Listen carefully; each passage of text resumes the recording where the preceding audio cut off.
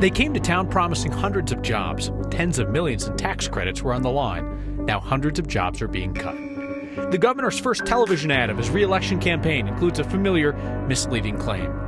Political retribution in a small town as county commissioners go after the bottom line of a newspaper that criticized them. And a unique way to say thank you to Coloradans who served. And I see them smiling in their rearview mirror. To a person, they're smiling. Smiling is allowed, because this is next. A company that came to Colorado drawing big headlines and tens of millions of dollars in tax incentives is now cutting hundreds of jobs.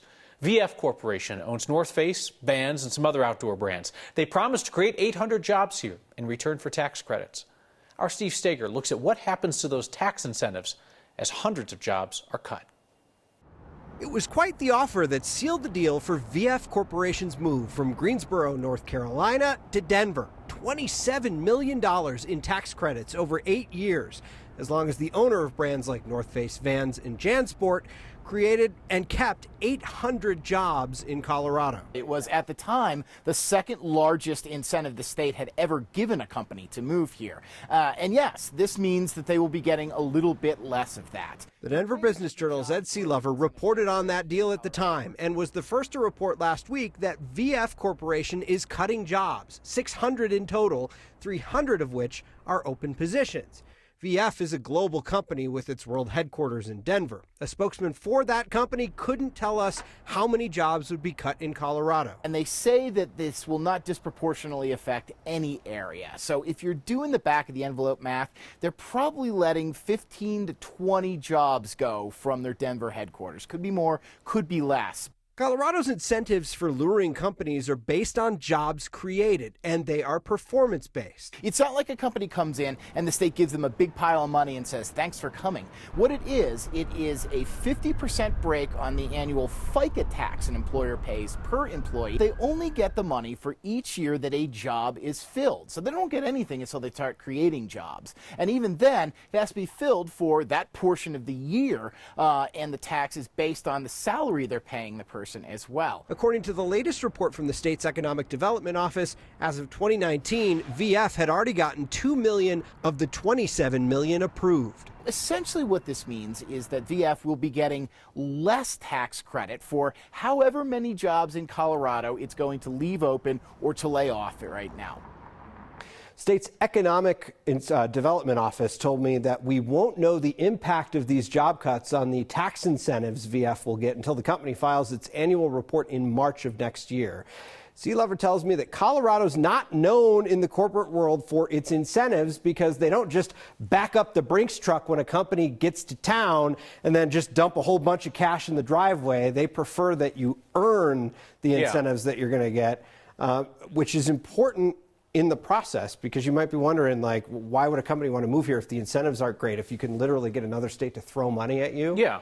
Well, there's a lot here that draws people, like the talent pool, the fact that a lot of our residents have master's degrees, so you can find a lot of talented people to work. It's just you kind of have to have something on the table. So, I mean, obviously, like, Denver's not a dump. Like, people want to come here anyway, but yet we still are offering these incentives, what, just to be competitive because companies expect them everywhere? Think about it. If you are a CEO of a company and you go to your board and you say, I want to move to one of these 3 states, your board's probably going to come back at you and say, like, well, what are they going to give you to move? Because everybody's given something. Yep. Colorado's got to offer something. They just would prefer that there's a little bit of performance-based economics with it. Like, if you want to earn the incentives, show that you're creating the jobs. It's like when I know I'm going to a store to buy something, but I'm still like, you got a coupon? Because I'm cheap.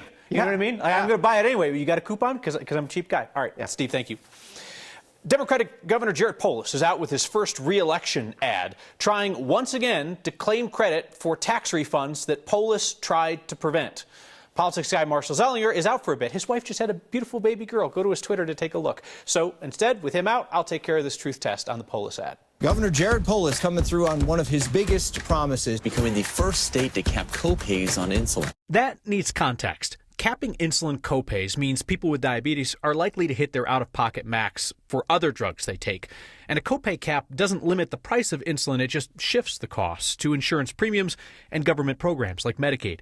But a 2020 analysis by the Colorado Sun found that insurance companies had not raised rates in Colorado based on insulin costs. Hundreds of extra dollars going back into the wallets of taxpayers. That's misleading.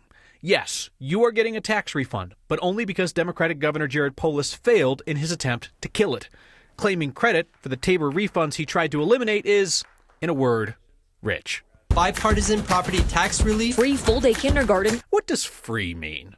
Parents are not charged individually. It's taxpayers who will pick up the cost of full-day kindergarten. That's a promise kept for Polis. All right, insert a couple more photos showing Polis walking in the shoes of everyday Coloradans. It's gotta be those shoes. And there you have it. Polis's first re-election ad, a rapid-fire list of accomplishments with one claim that did not ring true in this truth test.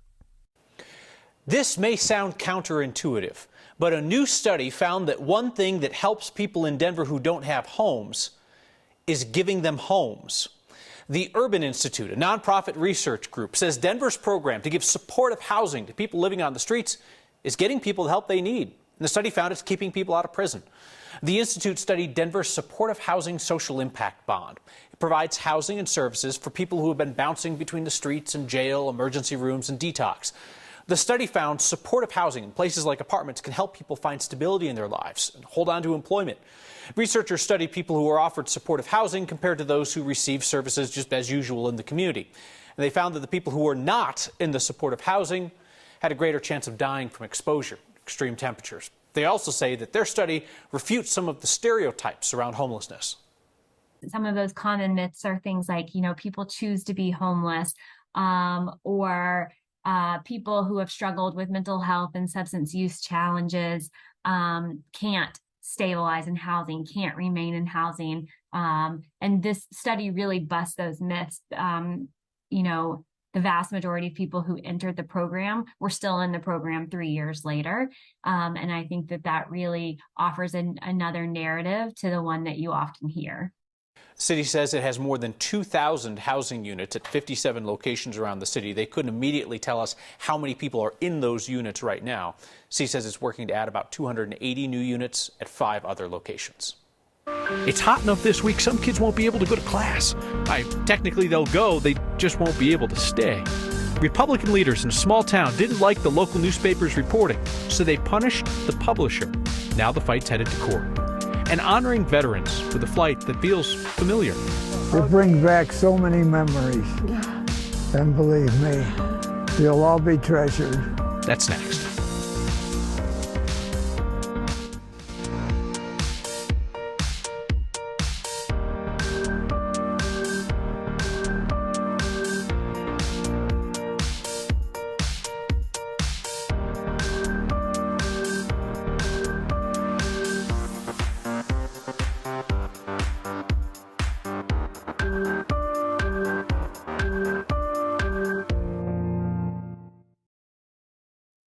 Most politicians who don't like critical reporting either just suck it up and realize it comes with the job, or they'll complain and whine about it. It's rare to see what's going down in Custer County, where 2 of the 3 Republican commissioners have retaliated financially against a critical newspaper. Our Kitty Eastman explains why the paper's publisher says their free speech rights were violated. Certain parts of a job in a place like Custer County are expected.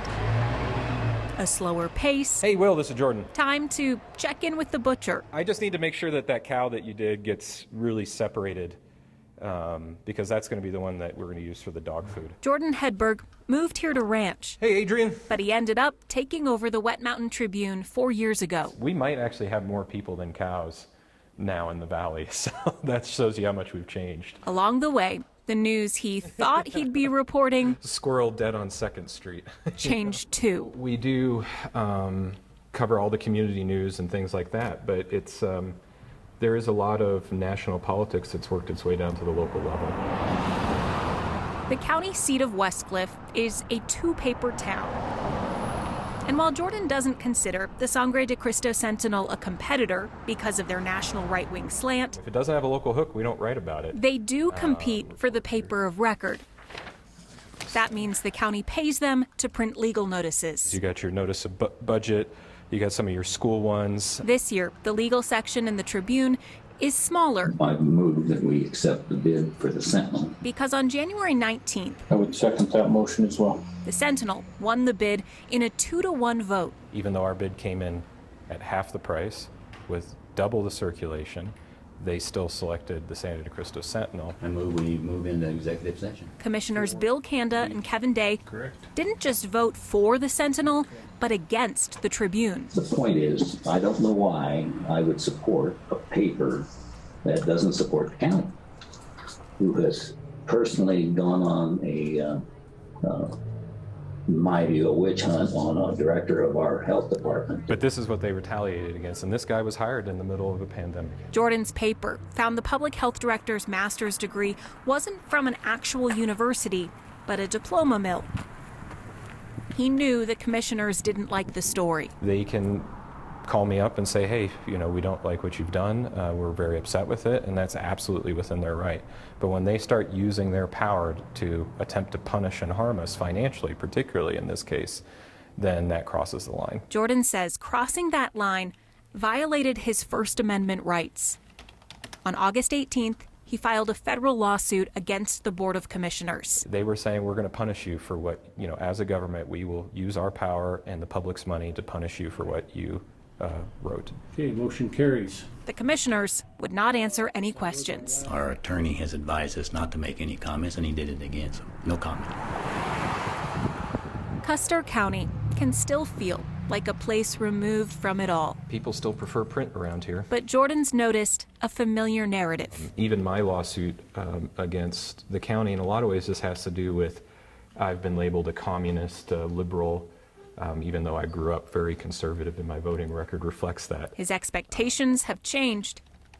Jordan's reporting won't. We have rights as the press, and you know, it's wrong for a county government to try to influence what we do. Jordan said they held the title of paper of record almost the entire length of the newspaper's 139-year history. They have lost to the Sentinel before, but Kyle, at the time, the Sentinel came in with the lower bid. He thought that was fair. And it wasn't so overtly political. So, I mean, if the goal is to put him out of business and silence him, what are the chances that that's going to happen because of this? Yeah, Jordan says it'll be about $5,000 in damages, loss of advertising revenue a month. At first, they'll be okay. But he says if they don't get a fair chance year after year, that could be a more serious financial hit. Very interesting stuff. A bunch of wild stories have come out of Custer County in the last couple of years. Appreciate your coverage. It's a thank you of sorts. It's just the right way to give back.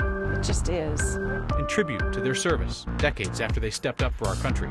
And the most Colorado thing we saw today is living the boat life on dry land. Next.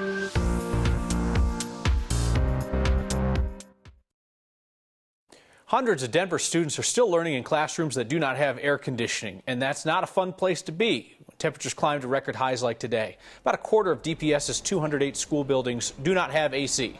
So Denver Public Schools is going to let 28 schools out early tomorrow, and 4 schools will close entirely. The district considers sending students home early anytime temperatures are above 86 degrees in classrooms. Imagine sitting in an 85-degree classroom. DPS was supposed to install air conditioning at 10 of those schools over the summer. Did not happen. District said it was supply chain problems. Their plan is to put AC in 18 schools over the next 2 years. Hot today, and it just continues for the next couple of days. We're going to be into record territory today, of course, breaking the record by just 1 degree, officially 98 out at DIA. Triple digits into northern Colorado, up towards Sydney, Sterling, Ray, Burlington. Yes, the list goes on. 90s in Kremling, Eagle, 102 in Grand Junction this afternoon. And you can thank or blame this huge dome of high pressure that is anchored out to the west. It is bringing us the heat, just feeding that dry air across much of Colorado, with the exception of the far southwestern side of the state, where they do have a few isolated showers and thunderstorms this evening. Looking ahead toward tomorrow, The heat's back on. We do have a heat advisory going for the I-25 corridor. Temperatures upwards of 99 to 100 degrees. So keep this in mind. Hopefully the AC is working and doing its job for you for the next few days. Not just us, but out to the west too. We're looking at heat advisories and heat watches and warnings for much of California, through parts of Oregon, as well as Idaho and Nevada. There is hope on the way. I promise. A storm system diving in from the north late Thursday night into Friday should allow our temperatures to fall back to really where they should be, in the 70s and 80s, and wait till you see Saturday. Tomorrow, the record high 95. My forecast 98. I think that's going to be a slam dunk for another record around here. Again, upper 90s into the triple digits off to the eastern plains, with 70s and 80s up in the mountains. We'll do it again Thursday, and then right now a few isolated storms on deck for us, with a high of 78 Friday. Mid-60s with rain coming our way on Saturday. Saturday, I'm going to lay in my lawn on Saturday. How about it? Thank you, Danielle. No need for a special occasion to show appreciation for our veterans. So here we are on a random Tuesday with a thank you for a group of Korean War and Vietnam War veterans from the Good Samaritan Senior Center in Windsor. Yeah, that's the ride, yeah. We are in Greeley, Colorado at Weld County Airport. This is an important airport for a lot of reasons, but specifically for me today, it's really important. Today we're giving 5 or 6 veterans, we're giving them these rides, 10 to 15 minutes just around the area to look at the beautiful sights. There was millions and millions of veterans out there that had their role that they performed and everything like that. And each one should be honored for the service that he did. You know, so many more guys deserve this flight than me. Well, we want to fly you today. Thank you. Thank you very much. Right, we're on. This is probably the most rewarding flying because we're doing it for the veteran. This is absolutely phenomenal. And I see them smiling in their rearview mirror. To a person, they're smiling. It means the world to me that somebody remembers you and stuff like that. We had fun, huh, Jim? Oh, we did. Flight was awesome. It's just the right way to give back. It just is. You kind of had me nervous. No, thank you very much. You're very welcome. This is absolutely phenomenal. All right. Thank you so much. Yeah. Thank you. I so enjoyed it. Yeah. And same here. thanks for serving on the Roosevelt. Thank you very awesome. much. Okay. Okay? Yeah. Photojournalist Mike Grady went up to Weld County for that. Dream Flights will take vets on flights in Loveland and Boulder later this week. The most Colorado thing we saw today is boating. No water needed. That and your feedback next.